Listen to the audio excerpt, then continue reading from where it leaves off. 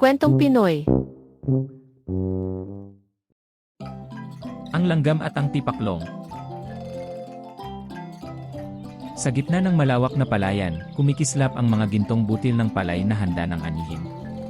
Maganda ang panahon at banayad ang simoy ng hangin. Maagang nagising si Langgam, sabik na magsimula sa kanyang trabaho, habang maliwanag pa ang araw. Dala ang sako para mag-ani, masigla at handa na si Langgam para sa maghapon niyang gawain. Masaya siyang naglakad patungo sa palayan. Sa lilim ng puno, si Tipaklong ay nakaupo at masayang tumutugtog ng biolin. Paglapit ni Langgam kay Tipaklong, magiliw niyang binati ito. Masayang sinalubong ni Tipaklong ang kaibigan.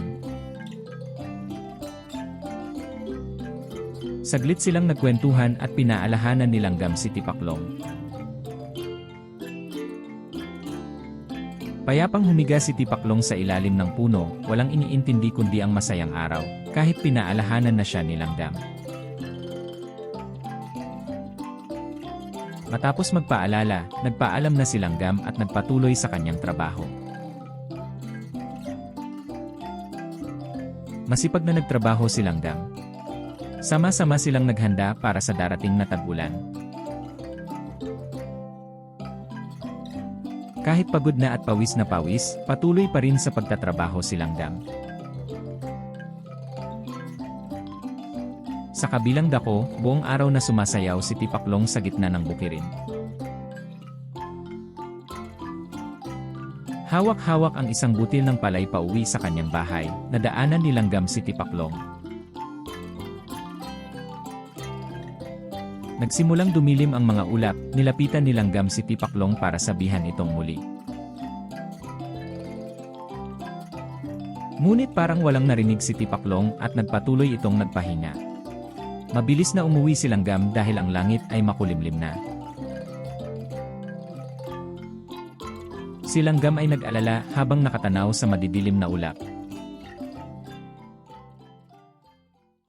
Siya ay nagulat nang bumuhos ang maakas na ulan, ngunit kampante siya dahil handa na ang kanyang pagkain para sa tag-ulan.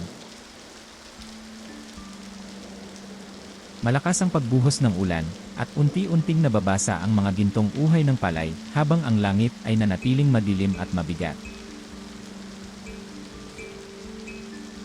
Sa gitna ng malakas na ulan, nanginginig si Tipaklong. Basang-basa at nag-iisa sa gitna ng putikan. Ang dating luntian at masaganang bukirin ay nayoy lubog sa tubig ulan, habang patuloy ang pagpatak mula sa madilim na kalangitan. Sumilong si Tipaklong sa ilalim ng punong kahoy, gutom at pagod habang walang tigil ang pagbuhos ng ulan. Napansin ng Tipaklong ang mainit na liwanag mula sa lungga ni Langgam sa malayo. Sa loob ng kanyang lungga, masayang naghahanda ng kanyang pagkain si Langgam, ligtas at komportable mula sa lamig ng ulan sa labas. Habang umiinom ng mainit na inumin, nagulat ang Langgam nang marinig ang biglang katok sa pintuan sa gitna ng malakas na ulan. Dahan-dahang binuksan ng Langgam ang pinto.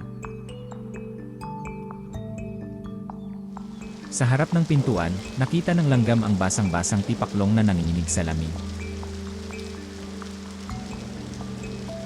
Magiliw na binuksan ng Langgam ang pinto at inimbitahan ang Tipaklong na pumasok upang makasilong mula sa ulan.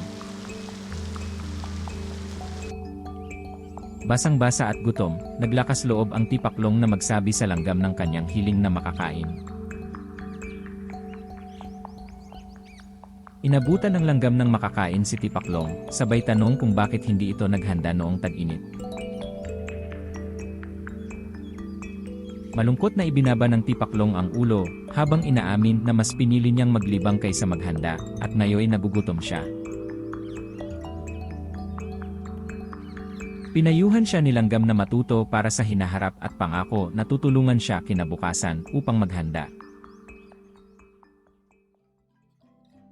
Magkasamang silang kumain, masaya at magaan ang pakiramdam sa kabila ng malakas na ulan sa labas. Pagkatapos kumain, mahimbing na natulog ang dalawa. Kinaumagahan, sumikat na ang araw at muling bumalik ang sigla sa bukirin. Nagising ang langgam at tipaklong ng masigla, handang simulan ang bagong araw. Magkasama silang nag-ayos ng mga butil at nag-imbak para sa susunod na tag-ulan. Tuwing maaraw, masigla nang nagtatrabaho si Tipaklong. Tuwing gabi, masaya siyang kumakanta kasama ang kanyang kaibigan. Maghanda at mag-ipon para sa hinaharap, ngunit huwag kalimutang tumulong sa kapwa sa oras ng pangangailangan.